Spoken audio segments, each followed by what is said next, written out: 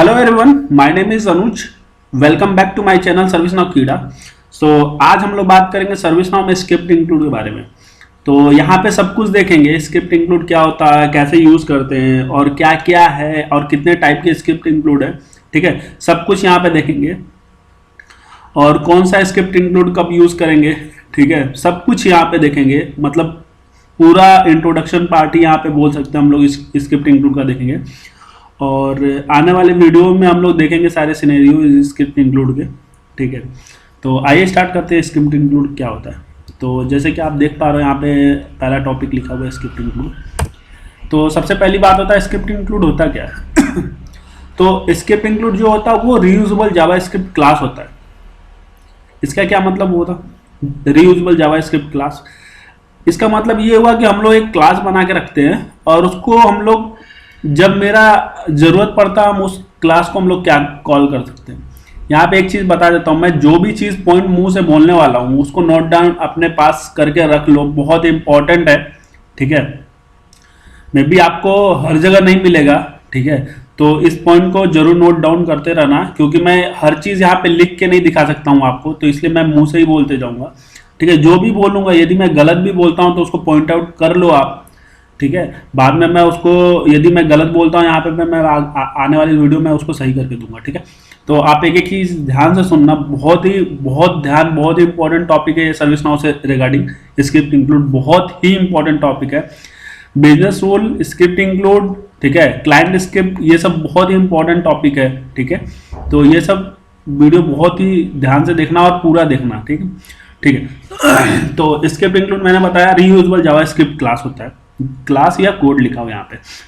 तो इसके अंदर हम लोग क्या करते हैं, क्लास बनाते हैं। क्लास के अंदर बहुत सारे मेथड्स होते हैं। इसका मतलब नहीं कि उस क्लास सिर्फ क्लास होता है, तो क्लास के अंदर बहुत सारे मेथड होते हैं। ठीक है, और उस जो क्लास होता है उसको हम लोग कहीं और से कॉल करते हैं। ठीक है, रीयूजेबल कोड है, मतलब कि इसको बार बार यूज कर सकते हैं। मान लो कि इंसिडेंट टेबल पे गए, इंसिडेंट टेबल पे अभी मैंने यूज किया है कि स्क्रिप्ट इंक्लूड, वही स्क्रिप्ट इंक्लूड का जरूरत मेरे को प्रॉब्लम टेबल पे पड़ गया, तो हम लोग क्या करेंगे, उसको सिर्फ कॉल कर लेंगे। ठीक है, तो ठीक है, तो ये रन कहाँ करता है स्क्रिप्ट इंक्लूड, ये सर्वर साइड रन करता है। ठीक है, दूसरा पॉइंट क्या है, ये रन कहाँ करता है। तो तीसरा पॉइंट क्या है, you can call script include, मतलब स्क्रिप्ट इंक्लूड को हम लोग सर्वर से भी कॉल कर सकते हैं और क्लाइंट से भी कॉल कर सकते हैं। तो इसमें हम लोग देखेंगे कब सर्वर से कॉल कर सकते हैं और कब क्लाइंट से कॉल कर सकते हैं। ठीक है, तो यहाँ पे एक एक पॉइंट देखते हुए चलेंगे। ठीक है, तो अब जैसे कि हमने बताया कि स्क्रिप्ट इंक्लूड को हम लोग सर्वर से भी कॉल कर सकते हैं और क्लाइंट से भी कॉल कर सकते हैं, और कब हम लोग क्लाइंट से कॉल करते हैं और कब हम लोग सर्वर से कॉल करते हैं। ठीक है, वो भी यहाँ पे देखेंगे, सब कुछ देखेंगे। मैंने पहले भी बता दिया स्क्रिप्ट इंक्लूड से रिगार्डिंग सब कुछ इंट्रोडक्शन, यहाँ पे सारे इंट्रोडक्शन मैंने देखने वाले हैं हम लोग। ठीक है, और एक एक पॉइंट्स बहुत ही ध्यान से सुनिएगा, बहुत ही केयरफुली। तो यहाँ पे लिखा हुआ है टाइप ऑफ स्क्रिप्ट इंक्लूड। तो स्क्रिप्ट इंक्लूड कितने टाइप के होते हैं? स्क्रिप्ट इंक्लूड जो होता है बेसिकली 3 टाइप का होता है। ठीक है, और मैन्युअली हम लोग यूज कितने टाइप के करते हैं, सिर्फ 2 ही टाइप के करते हैं। ठीक है, तो यहाँ पे 3 टाइप क्या क्या है। ऑन डिमांड, जिसको बोलते हैं क्लासलेस। ऑन डिमांड का मतलब क्या हुआ कि हम लोग एक स्क्रिप्ट इंक्लूड बनाए। ठीक है, उसका हम लोगों ने कोई भी क्लास का नाम नहीं डाला, तो स्क्रिप्ट इंक्लूड मैंने बनाया है। स्क्रिप्ट इंक्लूड बनाने के बाद मैंने उसके अंदर सिर्फ एक मेथड बनाया। ठीक है, मेथड बनाया, कोई भी क्लास नहीं बनाया। तो वो मेथड हमने बनाया, तो वो मेथड जो स्क्रिप्ट इंक्लूड होता है, तो सिर्फ जो मेथड होता है उस स्क्रिप्ट इंक्लूड को हम लोग क्या करते हैं, ऑन डिमांड या क्लासलेस, मतलब कि बिना कोई क्लास का हम लोगों ने क्या किया, स्क्रिप्ट इंक्लूड बनाया। ठीक है, समझ में आया? ठीक है, और ये जो ऑन डिमांड स्क्रिप्ट इंक्लूड होता है उसको हम लोग सिर्फ और सिर्फ सर्वर साइड से ही कॉल कर सकते हैं। ठीक है, समझ में आया? ओके, तो वो भी देखेंगे कैसे सर्वर साइड से कॉल करेंगे। ठीक है, मैंने यहाँ पे पहले फिर से मैं बता दे रहा हूँ, यहाँ पे सब कुछ देखेंगे, कैसे कॉल करेंगे, क्या होता है, सब कुछ यहाँ पे देखने वाले हैं। ठीक है, ठीक है। दूसरा पॉइंट आता है, तो अभी मैं जब अपने इंस्टेंस की तरफ चलेंगे तब मैं वहां पे आपको एग्जैक्ट बता दूंगा। ठीक है, तो extend and existing class. Extend and existing class का क्या मतलब हुआ कि एक स्क्रिप्ट इंक्लूड है, उसने क्या किया, दूसरे स्क्रिप्ट इंक्लूड को एक्सटेंड करके रखा है, ठीक है। तो वैसे स्क्रिप्ट इंक्लूड को हम लोग क्या करते हैं, एक्सटेंड एंड एग्जिस्टिंग क्लास, मतलब कि वो एक क्लास है, वो दूसरे क्लास को क्या कर रहा है, एक्सटेंड कर रहा है, ठीक, समझ में आया। थर्ड है डिफाइन अ न्यू क्लास। तीसरे टाइप का स्क्रिप्ट इंक्लूड क्या है, डिफाइन अ न्यू क्लास। इसका मतलब होता है कि जब हम लोग एक क्लास बनाते हैं, ठीक है, जब हम लोग क्लास बनाते हैं नया, तो उसको बोलते हैं डिफाइन अ न्यू क्लास, मतलब ठीक है, उस टाइप के स्क्रिप्ट इंक्लूड को हम लोग बोलते हैं न्यू क्लास। मतलब जब भी हम लोग नया क्लास बनाते हैं, मतलब जो एक्सटेंडेड एग्जिस्टिंग क्लास होता है वो भी एक तरह से हम लोग न्यू बनाते हैं और दूसरे को क्या करते हैं, एक्सटेंड करते हैं, ठीक है, समझ में आया। और तीसरा होता है कि हम लोग जब नया बनाते ही हैं, वो किसी को एक्सटेंड नहीं किया, तो उसको होता है डिफाइन अ न्यू क्लास, ठीक है। तो ये 3 टाइप के स्क्रिप्ट इंक्लूड हुए, ठीक है, और इन तीनों टाइप के स्क्रिप्ट इंक्लूड को 1 बाय 1 करके देखेंगे यहाँ पे। उससे पहले ये देखते हैं एक्सटेंडेड एंड एग्जिस्टिंग क्लास जो होता है ना, वो एक्चुअल में होता क्या है। ये हम लोगों ने जैसे अभी बात किया कि ये क्लाइंट साइड से भी कॉल करता है, सर्वर साइड से भी कॉल करता है, ठीक है। तो अब भी इन तीनों का आपको डिफरेंस खुद समझ में आएगा, एग्जैक्ट दिखने लगेगा आपको क्या डिफरेंस है, क्या है ये मतलब इन तीनों का। तो मैं अपने इंस्टेंस की तरफ चलता हूं और उस पर मैं आपको इजिली बताऊंगा और उस पर आपको सब कुछ समझ में आएगा कि क्या है कैसा है, ठीक है।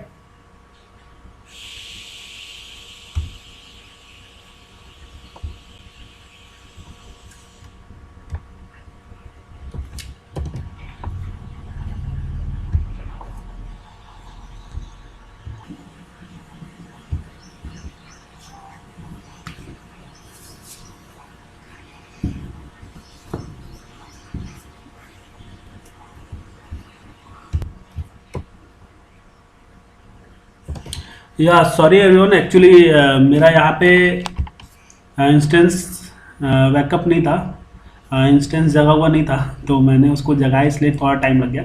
कोई नहीं, फिर से हम लोग आते हैं। तो यहाँ पे हम लोग क्या करेंगे, स्क्रिप्ट इंक्लूड के सारे एक एक पार्ट के बारे में जानेंगे, जिससे कि आपको ज़्यादा बेटर समझ में आए टाइप ऑफ स्क्रिप्ट इंक्लूड के बारे में।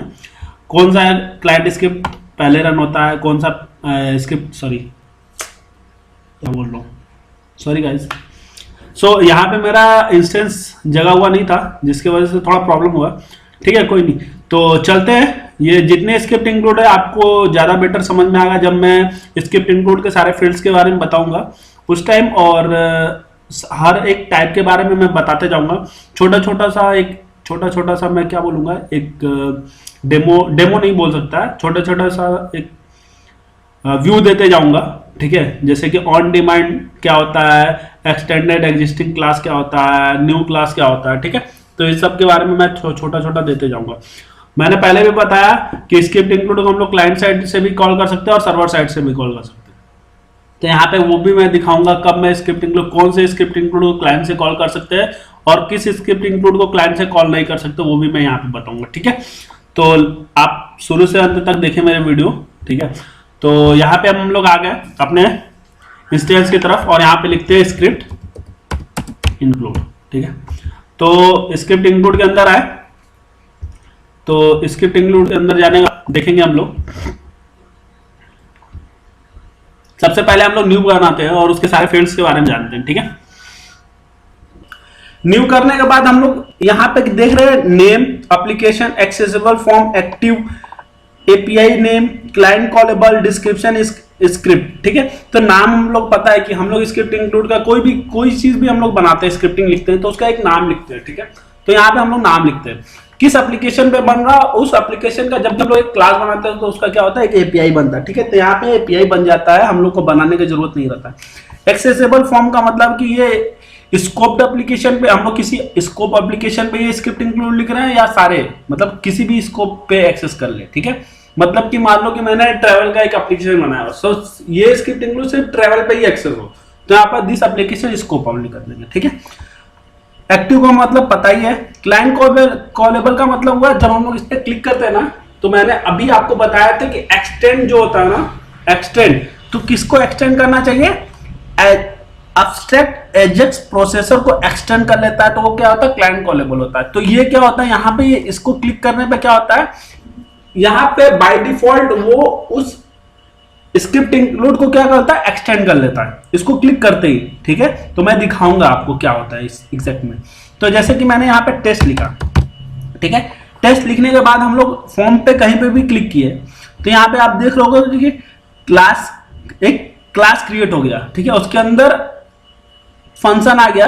ठीक है, तो ये जो होता है ना, इसको बोलते हैं डिफाइन न्यू क्लास, मतलब हमने न्यू क्लास डिफाइन कर लिया। तो ये हमारा कौन सा टाइप हो जाएगा, जो तीसरा वाला टाइप है ना, डिफाइन न्यू क्लास, उस टाइप का स्क्रिप्ट इंक्लूड हो जाएगा। समझ में आया?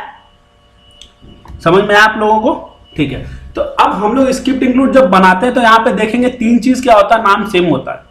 जो स्क्रिप्ट इंक्लूड का नाम होता है वही क्लास का नाम होता है, और वही प्रोटोटाइप का नाम होता है, और वही टाइप का नाम होता है। आप यहाँ पे देख पा रहे होगे, तो यहाँ पे क्लास का नाम हो गया, यहाँ प्रोटोटाइप का नाम हो गया, और यहाँ पे टाइप का नाम हो गया। ठीक है, आप देख पा रहे हो? तो तीन चीज का नाम सेम होता है, जो कि स्क्रिप्ट इंक्लूड का जो नाम होता है वही हमारा क्या होता है, इन तीन चीजों का नाम होता है। ठीक है, क्लास का नाम होता है, प्रोटोटाइप का नाम होता है, और टाइप का नाम होता है। ठीक है, अभी आने वाले टाइम में बात करेंगे इनिशियलाइज फंक्शन। ये इनिशियलाइज फंक्शन है, क्या है इसका मतलब होता है। ठीक है, तो यहाँ पे जो भी चीज स्टोर होता है ना, वो जेसन फॉर्मेट में स्टोर होता है। जेसन फॉर्मेट क्या होता है, जेसन फॉर्मेट का मतलब नहीं पता, आप लोग गूगल कर लो, मैं छोटा सा पॉइंट बताता हूँ। जेसन का फॉर्मेट का मतलब होता है कि यहाँ पे जो भी वैल्यू स्टोर होगा वो की एंड वैल्यू के पेयर में स्टोर होगा। ठीक है, ओके, यहाँ पे जो भी डेटा स्टोर होगा की एंड वैल्यू के पेयर में डेटा स्टोर होगा। ओके, और उसको सेपरेट करते हैं सेमी कॉलन से। ठीक है, जैसे कि आप यहाँ पे देख लो, इनिशियलाइज उस फंक्शन का नाम है। ठीक है, तो ये हो गया मेरा की और ये हो गया मेरा वैल्यू। ठीक है, फंक्शन, तो ये की एंड वैल्यू के पेयर में डेटा स्टोर होता है। ठीक है, स्क्रिप्ट इंक्लूड के अंदर। ओके, अब हमने बताया क्या, जब क्लाइंट कॉलेबल जब हम लोग करते हैं तो यहाँ पे क्या होता है, एक एक्सटेंड कर लेता है किसको, एब्स्ट्रैक्ट एजेक्स प्रोसेसर को एक्सटेंड कर लेता है। तो देखो यहाँ पे क्लाइंट कॉलेबल करते हैं, तो देखो ये प्रोटोटाइप के अंदर इक्वल टू क्या, object dot x tends object abstract ajax processor. ठीक है, कर लिया। इसका मतलब है कि ये जो स्क्रिप्ट इंक्लूड होगा ये हमारा कौन से टाइप का है, सेकंड टाइप का है। सेकंड टाइप का है, मतलब अब हम लोग इस स्क्रिप्ट इंक्लूड को हम लोग क्या करते हैं, क्लाइंट से कॉल कर सकते हैं। ठीक है, इस स्क्रिप्ट इंक्लूड को क्लाइंट से भी कॉल कर सकते हैं और सर्वर से भी कॉल कर सकते हैं। याद रखिए ये बात। ठीक है, बहुत इंपॉर्टेंट पार्ट ये है कि हम लोग इस स्क्रिप्ट इंक्लूड को सर्वर से भी कॉल कर सकते हैं। ठीक है, समझ में आया? तो यहां पे आप देख रहे होगे एब्स्ट्रैक्ट एजेक्स प्रोसेसर जो कि अलग स्क्रिप्ट इंक्लूड है। तो हम लोग देखेंगे इस एब्स्ट्रैक्ट एजेक्स प्रोसेसर के अंदर क्या लिखा हुआ है। बस इसमें जो इंपॉर्टेंट पार्ट होगा ना उसके बारे में ही हम लोग बात करेंगे, ज्यादा सब कुछ भी बात नहीं करेंगे। ठीक है, जो भी इसका इंपॉर्टेंट पार्ट होगा, जो भी इंपॉर्टेंट सेक्शन होगा, सिर्फ उसके बारे में हम लोग बात करेंगे यहाँ पे। ठीक है, समझ में आया? यस, तो आगे चले। तो यहाँ पे आप देख रहे होगे, तो स्क्रिप्ट इंक्लूड में यहाँ पे मिल गया है। तो यहाँ पे जाकर हम लोग क्या करते हैं, एक स्क्रिप्ट इंक्लूड खोल लेते हैं। ठीक है, जिससे कि हम लोग को ज़्यादा इजी, अरे सॉरी, पॉलिसी में नहीं जाने का ना, स्क्रिप्ट इंक्लूड के अंदर जाने का। ठीक है, ठीक है, ऐसे नहीं जाएंगे। तो ये क्लाइंट से कॉल कर रहा है, यहाँ से नहीं जाएंगे, तो सीधे स्क्रिप्ट इंक्लूड से ही जाते हैं। स्क्रिप्ट इंक्लूड में जाते हैं और यहाँ से उस स्क्रिप्ट इंक्लूड को खोल के देखेंगे कि उसके अंदर क्या क्या है। तो आप देख रहे होगे एब्स्ट्रैक्ट एजेक्स प्रोसेसर करके आप स्क्रिप्ट इंक्लूड, इसको देखें। तो इसके अंदर जो इंपॉर्टेंट पार्ट है ना, बस मैं वही बताऊंगा, सब कुछ नहीं बताऊंगा। आपको जानना है तो इसके अंदर जाके सब कुछ देखते रहो। ठीक है, देख सकते हो आप जाकर।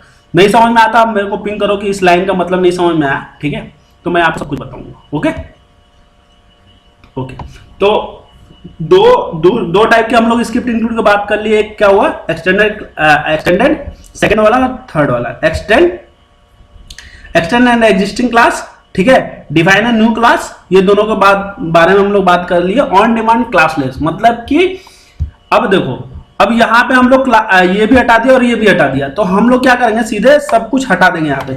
ठीक है, सब कुछ हटा देंगे, बस एक फंक्शन रखेंगे। ठीक, तो उस फंक्शन को हम लोग क्या करेंगे, उस फंक्शन को हम लोग कॉल कर सकते हैं। ठीक है, समझ में आया? मतलब कि यहाँ पे हम लोग ये जो टाइप वाइप है ना, सब कुछ हटा देंगे, सब कुछ हटा देंगे, सब कुछ हटा देंगे। ठीक है, ठीक है। तो यहां पे जो फंक्शन लिखेंगे की वैल्यू पेयर में नहीं लिखेंगे, यहां फंक्शन का नाम लिख देंगे सीधे। क्या लिखेंगे? ठीक है, फंक्शन इक्वल टू टेक्स्ट, कुछ भी लिख दो। थोड़ा सा मेरा टाइपिंग का वो हो रहा है। ठीक है,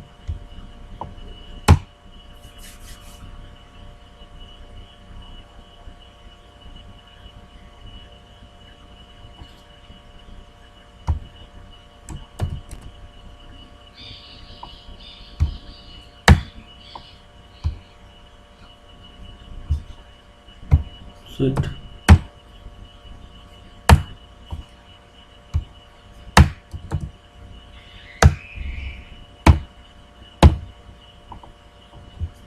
हाँ, तो सॉरी डूड, हाँ, तो यहाँ पे आप देख रहे हो मैंने फंक्शन बनाया, फंक्शन का बस सिंपल था।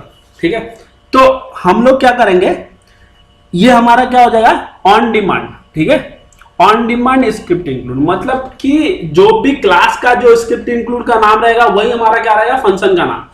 अब इसके अंदर हम लोग क्या करेंगे, एक फंक्शन मतलब एक हम लोग स्क्रिप्ट लिख के रखेंगे जो कि हम लोग सर्वर से इस फंक्शन को सीधे डायरेक्टली कॉल कर सकते हैं। ठीक है, समझ में आया? और इसको हम लोग सिर्फ सर्वर साइड के स्क्रिप्ट से ही कॉल कर सकते हैं। सर्वर साइड के स्क्रिप्ट मतलब इसको हम बिजनेस रूल से भी कॉल कर सकते हैं, इसको हम बैकग्राउंड स्क्रिप्ट से भी कॉल कर सकते हैं, इसको हम फिक्स स्क्रिप्ट से भी कॉल कर सकते हैं। ठीक है, इसको हम शेड्यूल जॉब से भी कॉल कर सकते हैं। ठीक है, ओके। मतलब कि जो क्लास स्क्रिप्ट इंक्लूड का नाम रहेगा वही मेरा फंक्शन का नाम रहेगा। ओके, दैट्स इट, यही होता है ऑन डिमांड। ठीक है, समझ में आ गया?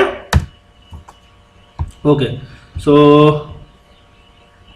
अब हम लोग क्या करेंगे, अब इसके जो इंपॉर्टेंट सेक्शन है उसके बारे में हम लोग सिर्फ बात करेंगे। ठीक है, जैसे कि यहाँ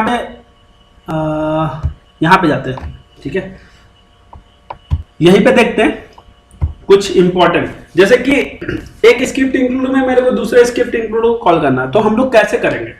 जैसे कि यहाँ पे स्क्रिप्ट इंक्लूड मान लो कि मेरा टेक्स्ट है। ठीक है, टेक्स्ट टाइप का स्क्रिप्ट इंक्लूड है। ठीक है, इसके अंदर हमको दूसरे स्क्रिप्ट इंक्लूड को कॉल करना है। ठीक है, तो कैसे करेंगे, तो उस स्क्रिप्ट इंक्लूड का ऑब्जेक्ट बनाएंगे। ऑब्जेक्ट बनाना मतलब सिंपल सा है, जैसे हम लोग बार बार करते हैं। मान लो कि इस फंक्शन के अंदर हम लोग को इस स्क्रिप्ट इंक्लूड को कॉल करना है। ठीक है, तो यहाँ पे क्या करेंगे, where gr equal to new. New keyword क्या करता है, न्यू कीवर्ड क्या करता है, ऑब्जेक्ट क्रिएट करता है। ठीक है, जो भी स्क्रिप्ट इंक्लूड है, मान लो कि टेस्ट2 करके एक स्क्रिप्ट इंक्लूड है, उसको उसका ऑब्जेक्ट बनाना है। ठीक है, सिंपल से इसको कॉल करेंगे तो ये क्या करेगा, वो स्क्रिप्ट इंक्लूड को कॉल कर सकता है। और इसके बाद आप मेथड का नाम पास करो, जो भी पास करना पास करते हो। ठीक है, समझ में आया? मतलब एक स्क्रिप्ट इंक्लूड में हम लोग दूसरे स्क्रिप्ट इंक्लूड को कॉल कर सकते हैं, उसके कुछ मेथड, जो भी मेथड होता है उसको हम लोग यूज करते हैं। ये एक हुआ एक वे, और एक दूसरा भी तरीका है जिससे कि हम लोग स्क्रिप्ट इंक्लूड कॉल कर सकते हैं। उसका क्या है, सेम चीज है, सेम चीज होता है जीएस डॉट। ठीक है, जीएस डॉट इंक्लूड। इंक्लूड क्या करता है कि आप यहां पे क्या करोगे, स्क्रिप्ट इंक्लूड का नाम पास करोगे। क्या पास करोगे, स्क्रिप्ट इंक्लूड का नाम, मान लो टेस्ट2। तो इससे हम लोग क्या करेंगे कि हम लोग उस टेस्ट2 के स्क्रिप्ट इंक्लूड को कॉल कर सकते हैं। ठीक है, तो आप लोग को दो तरीका पता चला, एक तो ऑब्जेक्ट बनाकर, एक जेएस डॉट इंक्लूड करके। ठीक है, मतलब आप दूसरे स्क्रिप्ट इंक्लूड को भी कॉल कर सकते हैं। अब हमारा होता है, ये पहला पॉइंट था। ठीक है, दूसरा पॉइंट है, आप एक स्क्रिप्ट इंक्लूड के मेथड को, मान लो कि यहाँ पे एक इनिशियलाइज करके मेथड है, और मैंने एक और मेथड बनाया जो कि राहुल नाम का। ठीक है, ठीक है, राहुल नाम का है, और सेमीकोलन लगा दो भाई। ठीक है, और फंक्शन आपको पता ही है, पहले नाम लिखो फिर फंक्शन लिखो, ये तो पता ही होगा ना, कॉलन ये जब मतलब करते जाना। ठीक है, अब इसको हम लोग क्या करेंगे, मान लो कि इनिशियलाइज के अंदर हम लोग ये राहुल नाम का जो मेथड है उसका यूज करना है, तो हम लोग कैसे यूज करेंगे। तो इसको भी यूज करने के लिए क्या होता है, दिस डॉट फंक्शन नेम। समझ में आया? ठीक है, मतलब कि जो भी मेथड है उसको कॉल करने के लिए हम लोग क्या करेंगे, दिस डॉट मेथड नेम। मतलब कि एक स्क्रिप्ट इंक्लूड के अंदर या 2 या 3 4 फंक्शन है, तो उसके अंदर हम लोग दूसरे फंक्शन को कैसे यूज करेंगे, दूसरे मेथड को कैसे कॉल करेंगे। ठीक, समझ में आया? नहीं समझ में आया तो फिर से मेरे को पूछो, मैं आपको फिर से मैं बताऊंगा। ओके, अच्छी बात है, समझ में आ गया। तो अभी हम लोग क्या कहें, this dot function name method name pass कर लिए, वो हो गया। ठीक है, अब हम लोग का क्या है, अब हम लोग को यहाँ पे थर्ड पॉइंट, ये सेकेंड पॉइंट था, ठीक है, कि एक फंक्शन को दूसरे फंक्शन में कैसे कॉल करेंगे। ठीक है, अब थर्ड पॉइंट है कि जब हम लोग फंक्शन बनाते हैं तो फंक्शन का नाम, मतलब जो भी फंक्शन बनाते हैं उसको प्राइवेट करते हैं और पब्लिक करते हैं। इसका मतलब क्या होता है, प्राइवेट और पब्लिक का क्या मतलब होता है? प्राइवेट का मतलब ये होता है कि वो जो फंक्शन होता है सिर्फ जहां से हम लोग कॉल कर रहे हैं, मान लो कि सर्वर साइड से कॉल कर रहे हैं, सिर्फ सर्वर साइड से ही कॉल कर सकते हैं। ठीक है, और वो कहीं और से कॉल नहीं हो सकता है। समझ में आया? समझ में आया कि नहीं आया? नहीं आया तो फिर से बताओ, मैं फिर से पॉइंट बताता हूं। ठीक है, क्योंकि ये बहुत ही इंपॉर्टेंट पॉइंट होता है। तो जो प्राइवेट होता है ना, वो क्या होता है, क्लाइंट साइड से एक्सेसिबल नहीं होता वो मेथड। ठीक है, वो सर्वर साइड से ही एक्सेसिबल होता है। ठीक, अब हम लोग पब्लिक कर देते हैं तो क्या होता है, और वो क्लाइंट कैसे बनाते हैं, वो प्राइवेट कैसे बनाते हैं, जो भी फंक्शन बना रहे हो उसके आगे हम लोग क्या लिख देंगे, क्या कर देंगे, अंडरस्कोर कर देंगे। ठीक है, अंडरस्कोर करने से क्या होता है कि अंडरस्कोर करते ही वो जो मेथड होता है वो क्या होता है, प्राइवेट बन जाता है। ठीक है, समझ में आया? अब यदि हमको पब्लिक करना है तो इसको अंडरस्कोर को हटा देंगे तो ये क्या हो जाएगा, मेथड, ये फंक्शन क्या हो जाएगा, ये पब्लिक हो जाएगा। इस मेथड को हम लोग क्या कर सकते हैं, क्लाइंट से भी एक्सेस कर सकते हैं और सर्वर से भी एक्सेस कर सकते हैं। ओके, मतलब कहीं से भी इस मेथड को हम लोग एक्सेस कर सकते हैं। समझ में आया? ये हुआ मेरा थर्ड पॉइंट स्क्रिप्ट इंक्लूड में। ठीक है, यदि आपको एक एक पॉइंट नहीं समझ में आता है ना तो जरूर मेरे को पिंग करो, मैं एक एक पॉइंट के बारे में आपको बताते जाऊंगा। मैंने पहले ही बोला स्क्रिप्ट इंक्लूड के हर पॉइंट्स को मैं यहाँ पे आपको क्लियर करने का कोशिश करूंगा। तो अभी मैंने एक पॉइंट लिया था, चौथा पॉइंट क्या है, मैंने बोला था सबसे पहले कि इनिशियलाइज जो मेथड होता है उसके बारे में बताऊंगा। ये इनिशियलाइज मेथड क्या होता है, ये एक तरह से कंस्ट्रक्टर होता है कि जैसे ही हम लोग ऑब्जेक्ट बनाते हैं ना, वो कंस्ट्रक्टर कॉल हो जाता है। पता है आपको कंस्ट्रक्टर क्या होता है? जावा में भी आप लोगों ने पढ़ा होगा कंस्ट्रक्टर के बारे में। तो कंस्ट्रक्टर क्या होता है, सिंपल से मैं बताता हूं। कंस्ट्रक्टर को मेरे को कॉल करने की जरूरत नहीं होती है। ठीक है, उस मतलब कि उस कंस्ट्रक्टर, यदि मैं कंस्ट्रक्टर का नाम क्या होता है, क्लास का नाम जो होता है वही कंस्ट्रक्टर का नाम होता है। मैंने बोला ये कंस्ट्रक्टर के तरह काम करता है, ये कंस्ट्रक्टर होता नहीं, उस तरह से काम करता है। मतलब कि जब भी मैं इसका टेस्ट का ऑब्जेक्ट बनाऊंगा, ऑब्जेक्ट बनाते ही क्या होता है, इनिशियलाइज जो मेथड होता है ना फंक्शन, वो कॉल हो जाता है ऑटोमेटिकली। मतलब उसको कॉल करने की जरूरत नहीं होता, वो बार बार कॉल होता है। जितने बार उसको कॉल करेंगे वो कॉल होते जाएगा। ठीक है, मतलब उसको कॉल करने की जरूरत नहीं होता है। समझ में आया? यस, मतलब कि कंस्ट्रक्टर को हम लोग कॉल नहीं करते, वो बाय डिफॉल्ट कॉल होता है। ठीक है, यहां पे भी सेम फंक्शनलिटी इनिशियलाइज का। समझ में आया? ये हुआ फोर्थ पॉइंट। आपको नहीं समझ में आया फिर से पिंग करो यहां पे भी। ठीक, अभी मैंने बताया था कि क्लाइंट कॉलेबल कौन सा होता है। क्लाइंट कॉलेबल क्या होता है, जहां पे मेरा एब्स्ट्रैक्ट एजेक्स प्रोसेसर को एक्सटेंड करेगा, उसी को हम लोग क्या करते हैं, क्लाइंट से कॉल कर सकते हैं। ठीक है, तो उसके अंदर क्या लिखा हुआ भाई, ये स्क्रिप्ट इंक्लूड के अंदर क्या लिखा हुआ आप यहाँ पे डिस्क्रिप्शन इसके बारे में पढ़ो।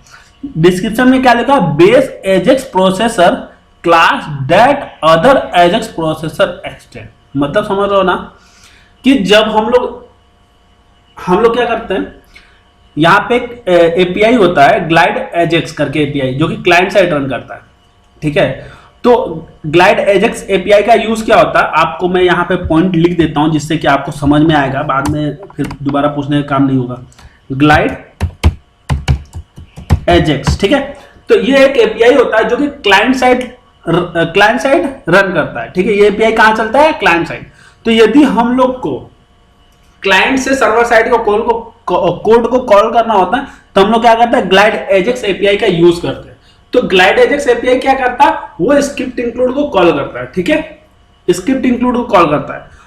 समझ में आया? ग्लाइड एजेक्स एपीआई क्या करता है, स्क्रिप्ट इंक्लूड को कॉल करता है। मतलब वो क्या होता है, वो यहां पे आके रन करता है। ठीक है, वो एब्स्ट्रैक्ट एजेक्स प्रोसेसर में आके रन करता है और ये चेक करता है कि ये ग्लाइड और जो एपीआई है उसके थ्रू कॉल हो रहा है क्या। तो वो कॉल हुआ तो बोलता है हाँ यस। तो वो क्या होता है, रिक्वेस्ट को एक्सेप्ट करता है। मैंने पहले बताया था कि इनिशियलाइज फंक्शन क्या होता है, बार बार रन होता है। ठीक है, इसको रन कराने की जरूरत नहीं होता है। इसके अंदर आया, वो बोलता है हाँ ये इसका रिस्पॉन्स, इसको रिक्वेस्ट मिल गया। रिक्वेस्ट मिलने के बाद तो ये आगे का प्रोसेस काम करता है। तो जो आप ग्लाइड एजेक्स के अंदर जो पास करते हो पैरामीटर, जो पैरामीटर पास करता हो, वो parameter as a script include यहां पे सर्च करता है। मतलब ये यहां पे क्या सोचता है कि आपने जो भी वो डाला है ना पैरामीटर को क्या करेगा, वो स्क्रिप्ट इंक्लूड करना एज ए नाम यहां पे सर्च करता है। ठीक है, यहां पे एज ए प्रोसेस, यहां पे get this dot gate name, तो उसका जो नाम होता है ना उसको गेट करता है और यहां पे क्या करता है, उसको जाके सर्च करता है कि मेरे स्क्रिप्ट इंक्लूड में कुछ इस नाम से है क्या, स्क्रिप्ट इंक्लूड लिखा हुआ जो भी वो पैरामीटर में है। समझ में आया? ठीक है, मैंने बोला पहले कि इसके सारे सब कुछ के बारे में नहीं बताऊंगा। आपको नहीं समझ में आता तो आप बताओ किस लाइन के बारे में आपको नहीं समझ में आया, मैं आपको जरूर बताऊंगा। ठीक है, समझ में आया? एक चीज वो गेट करता है और उसको नाम को सर्च करता है अपने क्या डेटाबेस में, डेटाबेस स्क्रिप्ट इंक्लूड डेटाबेस में। ठीक है, सर्च करता है। ठीक है, समझ में आया? ओके, तो अब दूसरा पॉइंट क्या होता है, अब उसके बाद क्या होता है, मान लो कि इस ग्लाइड एजेक्स प्रोसेसर क्या होता है, जैसे कि हम लोग एक कोड थोड़ा सा छोटा सा लिखते हैं, बहुत ज्यादा बड़ा नहीं। ठीक है, तो यहां पे क्या किया, where GA equal to new GlideAjax. ठीक है, गेजेक्स, और यहां पे मैंने क्या किया, टेस्ट को मैंने क्या किया, कॉल किया, सिंगल कॉमा में कॉल करने का। ठीक है, दिस इज बेस्ट प्रैक्टिस, क्योंकि उसमें स्ट्रिंग पास होता है। ठीक है, करोगे तो ऐसा कुछ प्रॉब्लम नहीं होगा। ठीक है, GA डॉट, अब हम लोग क्या करते हैं, GA डॉट, यहां पे ग्लाइड एजेक्स का कुछ मेथड होता है जो कि हम लोग यहां पे यूज करते हैं। तो यहां पे होता है ऐड परम। ठीक है, यहां पे ऐड परम एक मेथड होता है। ठीक है, वो क्या करता है कि जो भी आप पास करते हो की एंड वैल्यू, यहां पे हम लोग दो चीज पास करते हैं, की एंड वैल्यू, क्योंकि स्क्रिप्ट इंक्लूड में जो भी पास होता है वो की एंड वैल्यू के पेयर में स्टोर होता है। मैंने पहले भी बताया। तो जो यहां पे की जब पास करोगे ना, यदि मान लो कि मैंने सिस परम अंडरस्कोर नेम, NAME, ये जो हम लोग की पास करेंगे, इसका क्या मतलब होता है वो मैं आपको बताता हूँ सबसे पहली चीज। ठीक है,